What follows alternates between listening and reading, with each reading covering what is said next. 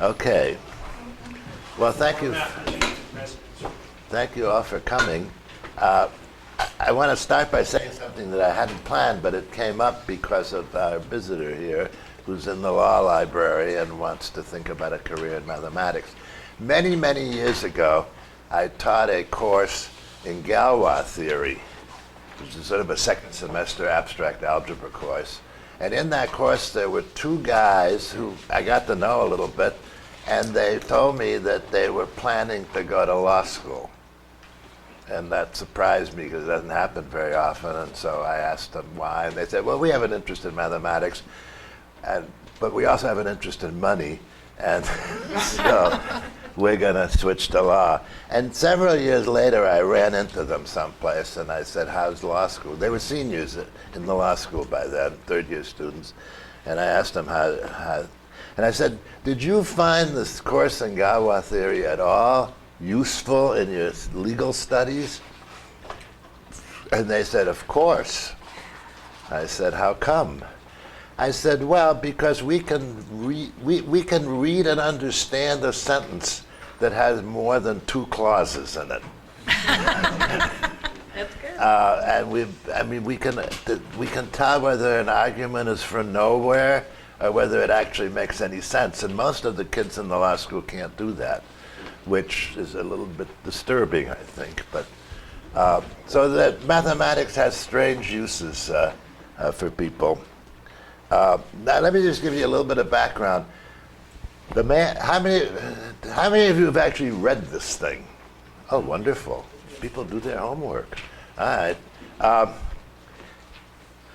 Let me give you a little bit of the background for this.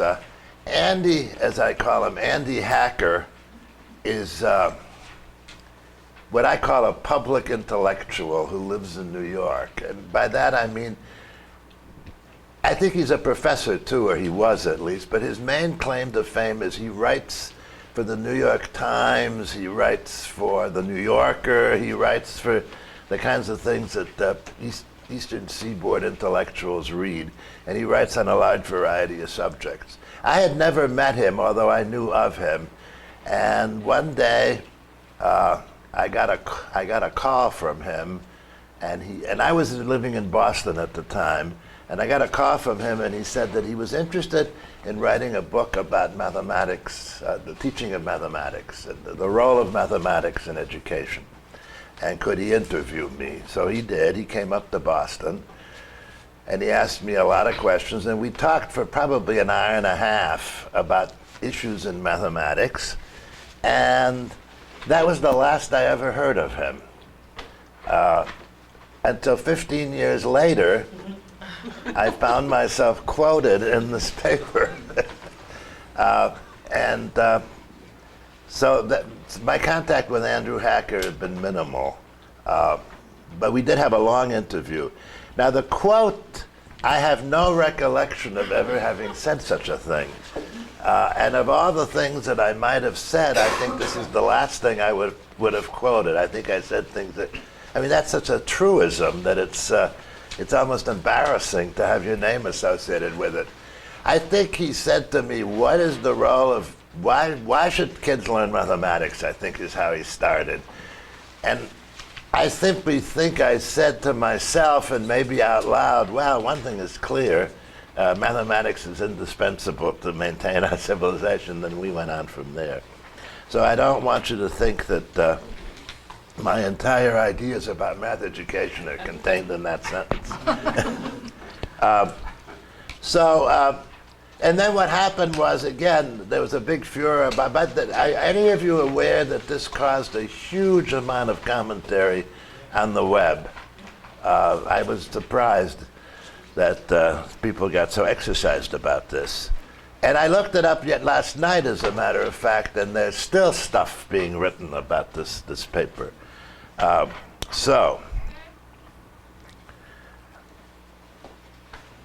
let's start by, oh yes, and the next thing that happened was about a month ago, I got a call from Graciela Gonzalez. Did I get that right? Is that her name? Gloriana.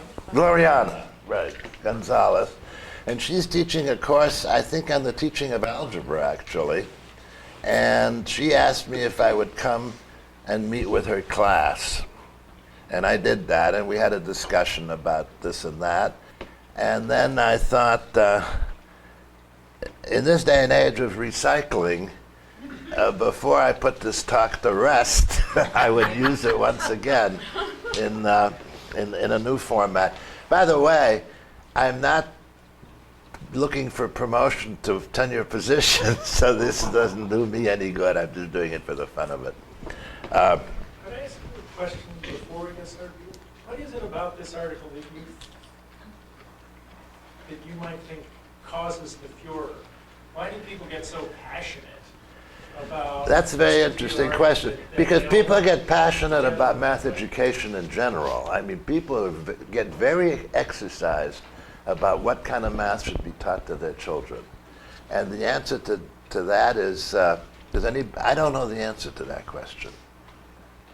Yes, math education arouses passion among a lot of people. Well, it said in the article that a lot of dropouts, I mean, I read that a lot of the dropouts in high school and whatever are due primarily to mathematics, failure in mathematics. And so they harbor a grudge, Yeah. which they then express in their emails. Yeah, that's possible. Yes. I have a theory. I believe that often kids learn concepts in schools that they don't find a direct application to their everyday world. For example, I don't know, 5th grader or 6th grader might not understand why long division is relevant to their life. And if they ask that of their parents, I mean, it might lead to a discussion and lead to them wondering, why should my child learn this if it's difficult, they're having problems with it, how is this helping them? I think that's a very interesting point. Anybody else have any comments on this? Well, let's see. So, what is Hacker's basic question in this paper? It's in the title, of course. And what his so is algebra necessary? And more generally, the question of whether geometry through calculus is necessary. And what is his basic thesis in your reading of this paper? In 5 or 6 words, yeah? No, you pose that limit, I'm not sure. I took it to be that math is used in many cases as sort of a hurdle to jump over, and in that case, it's blocking access for some people. So for some universities, people who might study art or history are being excluded because of their lack of success in math. Is that right? I think that's exactly right on. I said 5 or 6 words because that's what I used. I think that his thesis can be summarized by saying the arguments for requiring algebra and so forth are bogus. They won't stand up to scrutiny. So what do you make of that? By the way, before we get into that, what are the arguments that people use for learning algebra, for requiring algebra? What arguments are commonly heard? Yes? In the 6th grade, you say you need to know this when you get to high school, and when you're in high school, they say you're going to need to know this when you get to college, and when you get to college, you don't need to know it. When I was teaching pre-calculus here, every year I would have students who were juniors in my pre-calculus class, and I would look at their majors, and they would be biology and chemistry, and I would say to them, why are you taking pre-algebra or pre-calculus in your junior year? And they'd say, well, because I have to take a semester of calculus next year. I said, are you getting your degree in chemistry? Oh yeah, my chemistry's all done. So then why do you need calculus? If you didn't need it to take your chemistry courses, who thinks you need calculus to get a degree from this university? It was stupid. Well, that seems to reinforce the argument that we use mathematics as a filter, as a way of getting people out. That's exactly right. Scare you off. Now, actually, the next question I have is something I don't know the answer to. But isn't it the case that, is it the case now that across the United States, every student to graduate high school is supposed to have had a semester of algebra, a year of algebra, more or less? 2 years. Yeah. Is that true really nationwide? No, in this state, you have to In this have state? on your transcript 1 year of algebra and a year of a course that has the word geometry in it somewhere. I see. And what about, and when did that happen? Couple of years. And you have to have 3 years of mathematics in high school. 3 years of mathematics to graduate, and there was absolutely no mathematics restriction in this state in 1985. There was no, it did not mention that you had to have any mathematics to get That's a what I was degree interested in, from an yeah. Illinois high school, 1985. So this whole algebra thing is really a rather recent issue. It's not something that we've been talking about for a very long time. I'll throw one more statistic out there. I graduated from high school in 1967. 15% of students in the U.S. took algebra the year I graduated from high school. Only 15% of graduating high school seniors had algebra. Algebra. 1967. Where did you go to school? What state? South Carolina. But that's a national statistic. I mean, algebra was considered something that only those who were college intending took. You had lots of math you could take, but it wasn't algebra. Wish it was that way in Massachusetts. But the filtering didn't start after 1985. The idea that the children should be ranked by the time they got out of high school started much earlier than that. With the Peterson standard under NCLB, we saw that the requirement of algebra really got pushed up even through Algebra 2, we consider high schools, because the data would show that if students were going to meet the state standards and these tests, that they hadn't taken Algebra 2, statistically they just weren't going to be able to meet what was on those tests. And so then it became not just requiring Algebra 1, that all the schools that needed every kid to get through Algebra 2 by junior year by the time they take this test. And so it just kept, the expectations kept raising for what everyone should have by a specified date. Well, my general opinion about this whole issue is that I think it's a mistake. And I don't understand how we stumbled into it. That's why I was asking that, to require everybody to take algebra or even mathematics. I think that's a big mistake. And I think, so in that sense, I agree with Hacker. What I found interesting about his paper, though, is that much of the reasons that he adduces for his argument, I think, are not very well thought through. And as a matter of fact, I think much of, I said, it's sad to me that a highly educated, very smart guy like Andy Hacker should have such misconceptions about what mathematics is all about. And let me give you some examples of that. At the very first page, I think it is, he says, every young person should, he's saying the following statement is silly. Quote, every young person should master polynomial functions and parametric equations. I had it marked in the copy I left at home. Second paragraph? Yeah, what does that sentence mean? Well, he's attributing that to state regents and legislators, making it self-evident that every young person should be able to master polynomial. Well, first of all, what does it mean to master parametric equations? Be able to answer it on a standardized test. Come on. Mastery of polynomials. And what does it mean to master polynomials? I mean, polynomials go on and on and on into the highest levels of mathematics.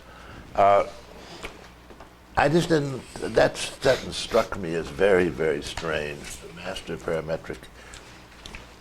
It is certainly true, another quote here, it's certainly true that algebra is an onerous stumbling block for all kinds of students.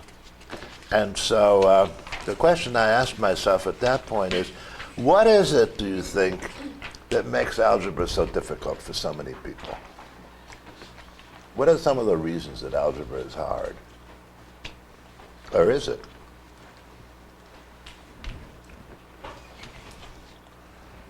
As a non-math person, I wonder if the difference between whether you're good in algebra or you're good in geometry, either or. I was terrific in geometry, terrible time with algebra. And I'm wondering if it has to do with right brain, left brain, or, It does. is that right? As a matter of fact, as a matter of Say fact, this to me, I did not. for many years, I taught on and off the required math course for elementary teachers here. And one of the things I started to do was to get, there were like 100 people in those courses, and I started with a little questionnaire to get some idea of who these people were. And I can tell you lots of interesting stories. I'll tell you one because it's so delightful. At the end of the questionnaire, I wrote the question, name a famous historically famous mathematician and what he was famous for. So what do you think was the most frequent answer? Pythagoras. Pythagoras. Pythagoras is the most frequent answer, which is ironic because it's not at all clear that there ever was such a person. Euclid came in second, and then there was a scattering of others. But the answer, which I will treasure to my dying day, was Dewey, comma, who invented the decimal system.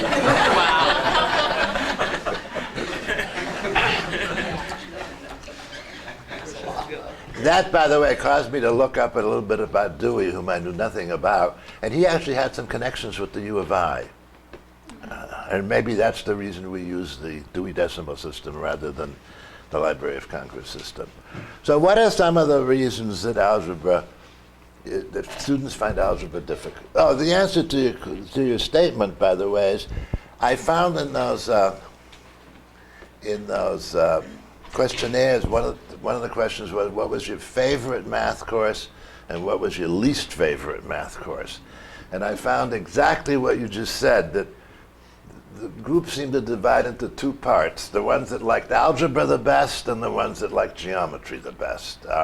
And they didn't usually overlap. So there is something different about algebra and geometry, yes? I think it can be possible that you could teach algebra in such a way that those two camps would kind of overlap in some small areas, because I think that, like, when you're learning geometry, the kids with good spatial reasoning skills tend to do really well. But when you teach algebra, you can kind of teach those kids to visualize, like, on a weight scale, like this side has 3, and then how many do you need on this side to balance that out? It's just like, so you need to solve the equation by figuring out what you need to add to each side of the scale and subtract from each side of the scale. It's more of a being able to visualize things in your head rather than dealing with abstract variables. I agree with you completely that's a very common way of teaching simple equation solving. Well, you know, there was a guy back 300 years ago who made the connection between algebra and geometry the keystone of his intellectual work. And what was his name? René Descartes. René Descartes. So it's not unknown that those two are, it's been known for 300 years that there's a relationship between algebra and geometry. So why is algebra hard? I'll start you off. I wrote down 4 things. I'm sure there are more. One of them is that algebra is intrinsically hard. It's just hard. You know, why is weightlifting hard? Because it's hard. What else could be said about that? Well, if you won't talk, I'll have to talk I for will you. say, I think that my experience is that when you begin algebra by describing what algebra is, giving algebra a definition, it helps. Because kids have no idea what algebra is, and most teachers don't take the time to explain to them. So I tell them that algebra is the transition from the tools you learned in arithmetic to the tools you need for higher mathematics. And so it is the toolbox of higher mathematics. Well, And then Max you used relate to say, everything that you learn to what, you already know this stuff. Max used to say that algebra is generalized arithmetic. It is. And that's exactly Yeah. what you're saying. Are you waving at me? No. I put down, these are not very, algebra requires a kind of discipline that U.S. students don't have. Oh, Because I say that because Andy Hacker says it. Oh. He says that the Finns are good at mathematics, at algebra, not because they need it, but because they have the discipline to do it, and our kids don't. I don't know if that's true or not. Students don't see the point of algebra. That's true. And the fourth one I had is algebra is badly taught. That's true. And that's sometimes true too. One of the questions I had about this business of algebra is intrinsically hard and people don't do well at it. I did have the following thought about that, and that is, in my view, there are other subjects which are in the same class as algebra. They're hard, they're disliked, and students do badly at them. And I'm thinking particularly, what do you think I'm thinking of? History. Well, there's history, but some kids like history. Foreign languages. Very few kids rave about their French class. And if they rave about their French class, they sure as hell don't rave about their German class, which has some serious grammar in it. I think that if we took languages, I think you could make the language requirement play the same role of being a gatekeeper as you can the math requirement. And in fact, when I was a kid, that was done. And the name of the course was called Latin. Which had all the features, I think, that are supposed to be good for you on the one hand and that kids don't like. So if we had a serious language program, I think, and by the way, we're told that languages are important. Then if after 4 years of French, how many proficient students do we have that can actually use the language and read, the Three Musketeers? The answer, I think, is exactly the same as we get for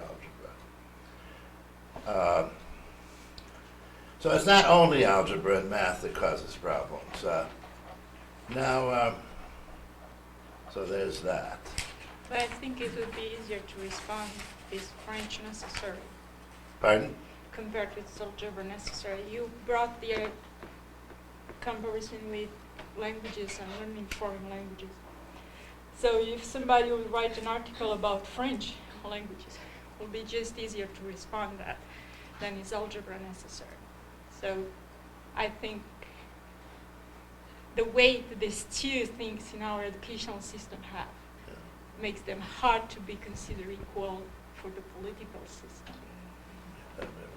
Although I think that it would be interesting I was entertaining what I put into an article whose title was, Is French Necessary?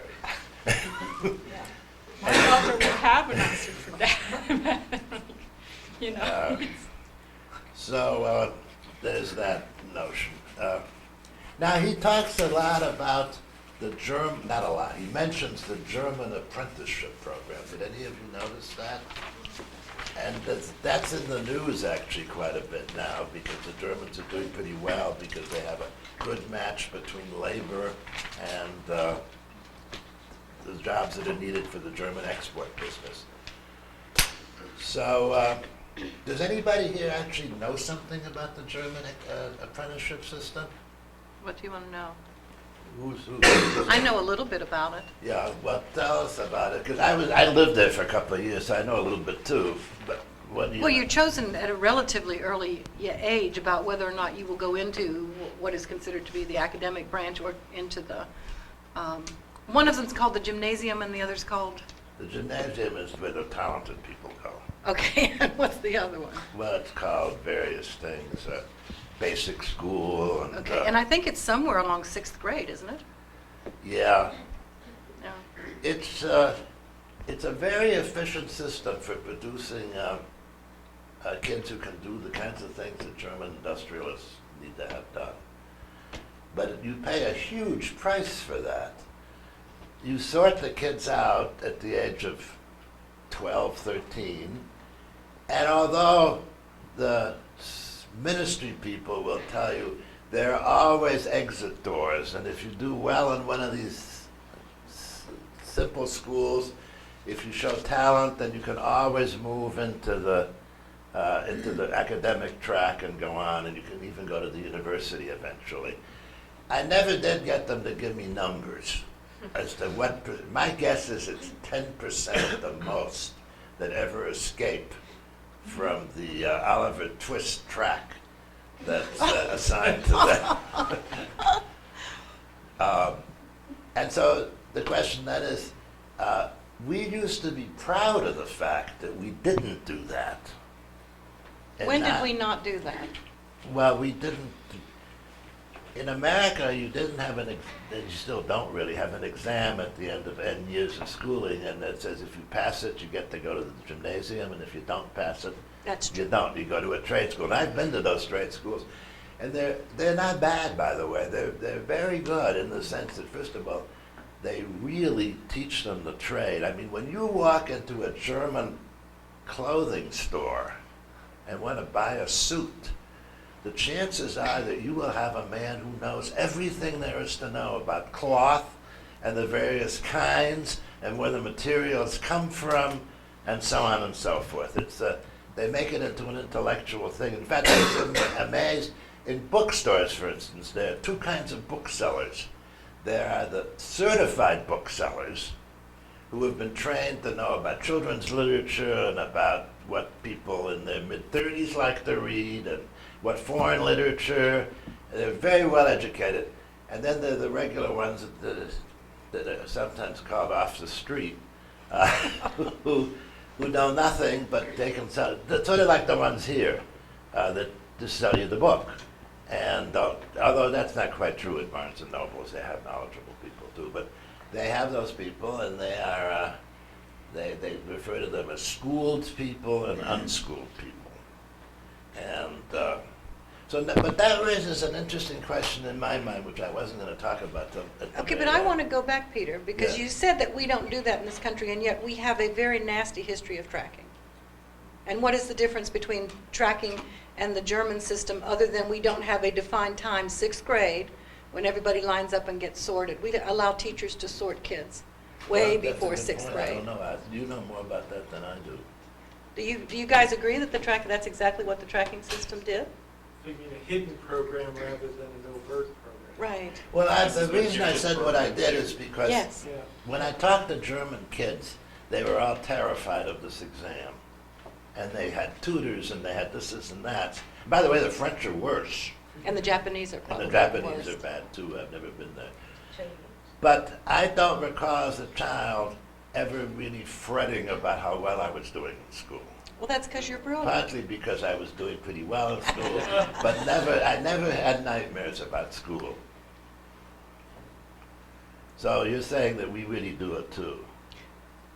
Would you say we've gotten better, George? I don't know if we've Okay. gotten better, but I think we do track. I think it's easier for teachers, and it's something that parents demand. Well, I think though, with things like tracking, I think that if an aggressive parent wants to see his or her kid in a certain track, they can usually achieve that. Whereas in Germany, I think they'd be laughed out of the, what do you mean? Here's the exam. Here's the test, go. yeah. Right, But in the yeah. U.S., in general, students are tracked at least in particular subjects. So if you're strong in one area and not in another area, it's not like you can't go to college just because you're not good at one particular thing. You kind of are in honors class for some things and maybe not for others. So it I is a little think bit. tracking does serve some useful purpose. You not design one curriculum Yeah. that will satisfy a whole group of students. And I have kids in elementary, middle school, and high school. And I think separating kids based on their interests and performance serves a useful purpose. It may not be fair, and I think it's very important to have those exit possibilities. If something is not a good fit, you should be able to move out of that system. But I think tailoring the curriculum to what is interesting and the intellectual capacity of children is very important, otherwise they'll lose interest. Yes. I have exactly the same setup we've always raved about how wonderful Newton High School is. They have curriculum A, college kids, curriculum B, so in between curriculum C, trade school kids. That's always been the case, and you choose which curriculum you want when you go. Well, that choice at that age is somewhat of a fraud, isn't it? Well, it was 10th grade. 10th grade. 10th grade kids, I don't think really have a good idea of how they should live their lives. Parents influence them, obviously.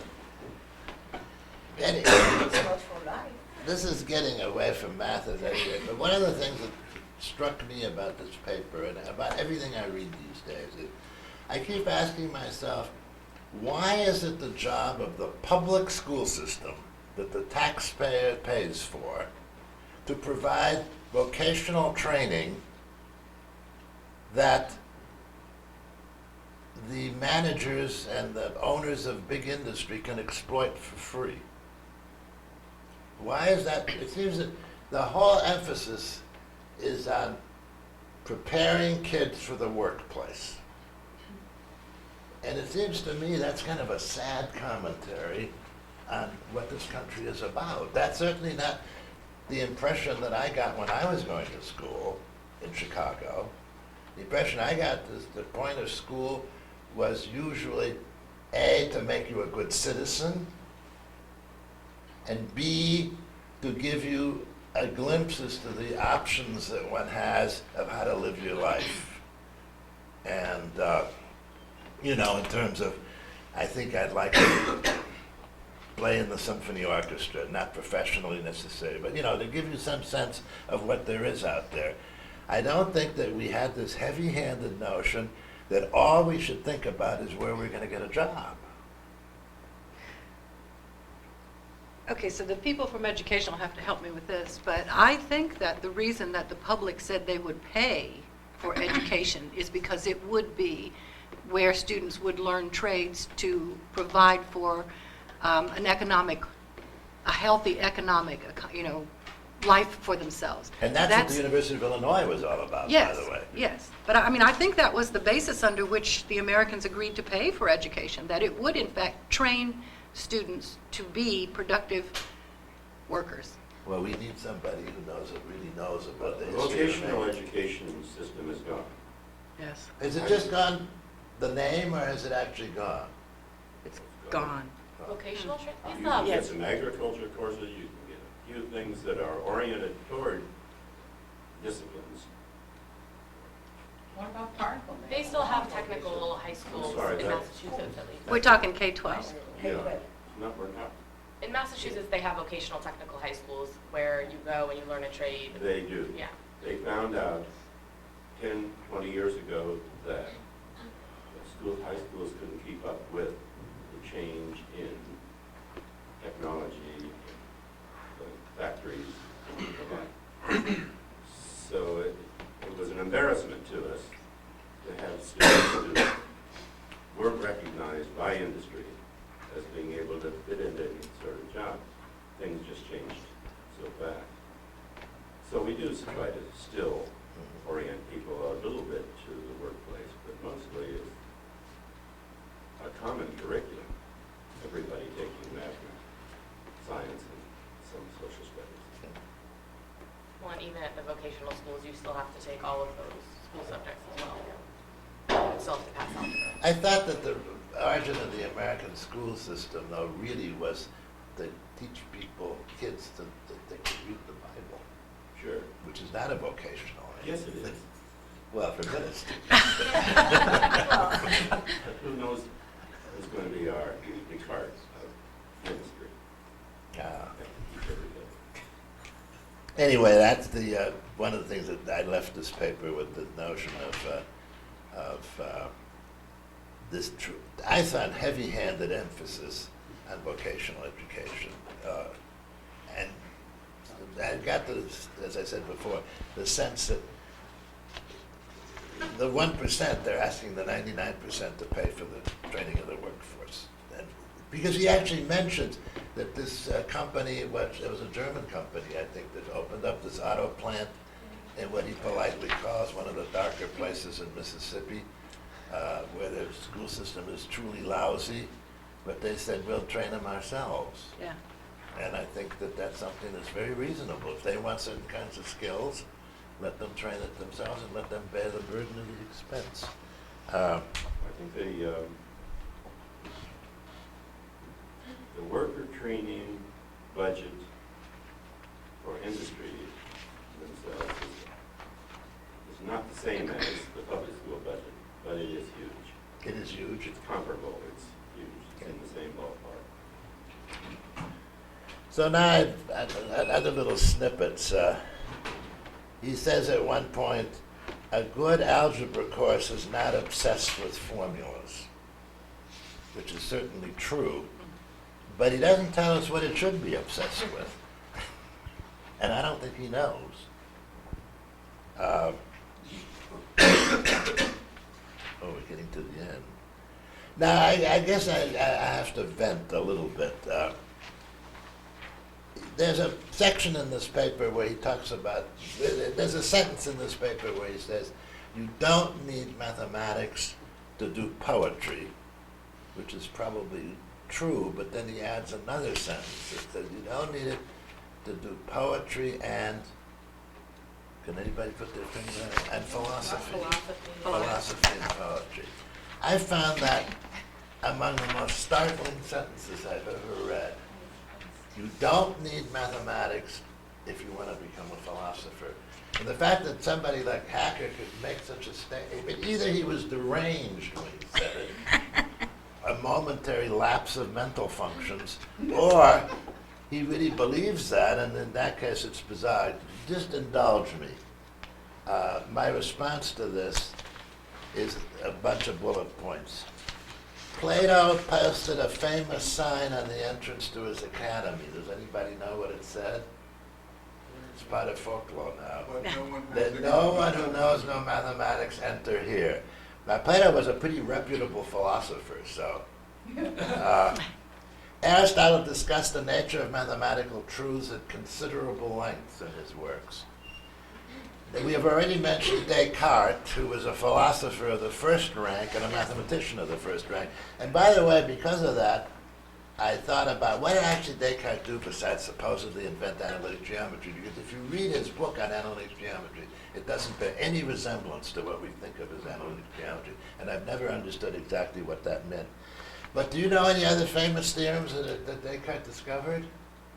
We had to learn these in what was called college algebra. The rule of signs. The rule of signs, ha-ha. And can you tell me what the rule of signs is? As the camera swerves. I only have a vague recollection. I couldn't remember it either, but I did look it up. Alternating signs. You look at a polynomial, you know those things that we're supposed to master, the polynomials? Yes. And you look at the number of sign changes. So for instance, 3x to the fourth plus 2x cubed minus 5x squared plus 7x minus 19 has, I believe, 3 time changes. 2x cubed minus 5x squared plus 7x minus 19. Plus minus plus minus. The number of positive roots cannot exceed the number of sign changes in the polynomial. If you want to have something to do tonight, try to prove that for cubics even. And then I would recommend you try to prove it for nth degree polynomials because it ain't easy. How many people had heard of this rule? Descartes' rule I of taught signs. that in my pre-calculus class here at the university 6 years ago. It's still in the curriculum. It's still in the curriculum? It's still in the curriculum. Well, it's probably time to get it out. Okay, let me go on with my I didn't list know of- it was Descartes, however. It was Descartes' rule of signs, yes. Oh, yes, I did know that. You're right. Then let's keep going with this. Oh, did I say not roots? Did I say positive roots? Yes. Yeah, I did, okay. Another one was Leibniz, whose mathematical achievements included what? Calculus. One of the co-inventors of calculus, and who was a philosopher of the first rate. There's a wonderful counterexample in the works of Spinoza. You've heard of Spinoza, any of you? And what did he wrote a very famous book, which I've never read, called, in English, he wrote it in Latin, Ethics Demonstrated in the Geometric Manner. It's a book on ethics with postulates and theorems and proofs. And then let's get one from the audience. Who else would go on that list? I'm thinking of somebody of the 20th century, actually. Bertrand Russell. Bertrand Russell. I was going to say exactly. Russell, yeah. Bertrand Russell, who was a first-rate, well, he was a first-rate mathematician, certainly. He wrote the Principia Mathematica, which was laid the foundations for logic and set theory. But he was also a reputable philosopher.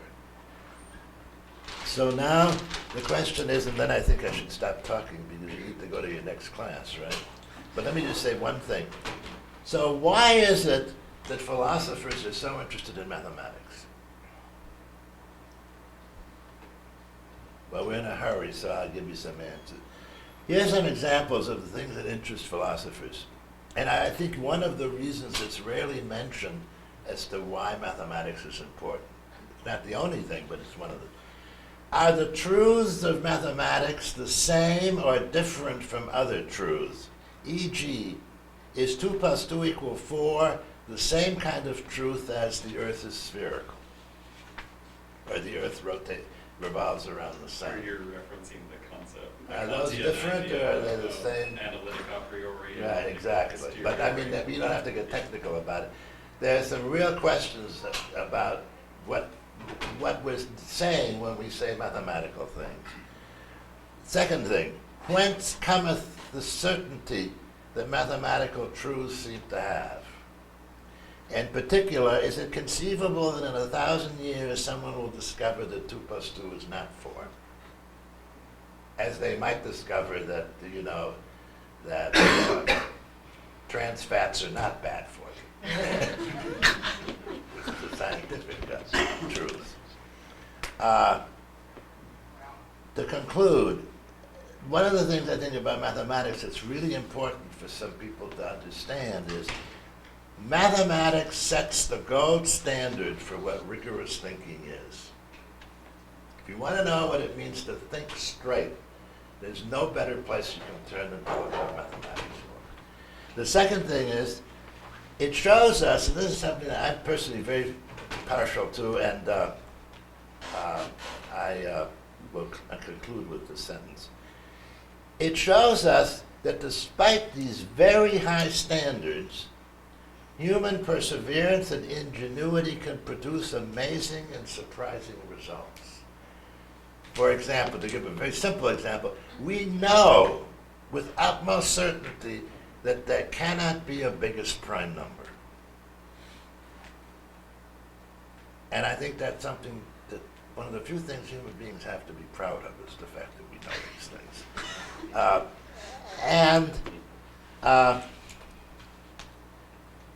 On the one hand, it shows us that you can get results, and on the other hand, the other side of that coin is that when you impose the kind of rigor that mathematics imposes on itself, then some of the simplest, most obvious things turn out to be difficult to prove. Very difficult to prove. And I'll give you one example in a concluding sentence. The Jordan curve theorem says if you have a simple closed curve, why are you laughing? This is the hardest thing to prove ever. I know, but it's been proved, so it's okay. Simple closed curve. You all know what a simple closed curve is. It doesn't cross itself. It's the simple part, and the closed part is the beginning goes back to the end goes back to the beginning. A simple closed curve divides the plane into two regions. One of them is called the inside of the curve, and that's finite, bounded. And the other one is called the outside of the curve. You all understand that? I want to be sure everybody understands. What the theorem says is childishly obvious. You can't get out of prison without going through the wall. And so the theorem says if you have a point P that's on the inside and another point Q that's on the outside, and you draw the line segment PQ, then that line segment must intersect the curve.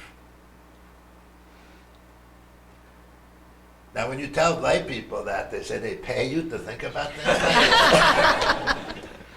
So that's the end of my lecture, or my talk, and I'll end it with the sentence, I'm going to paraphrase myself. Philosophy without mathematics is unthinkable. Thank you for listening. I didn't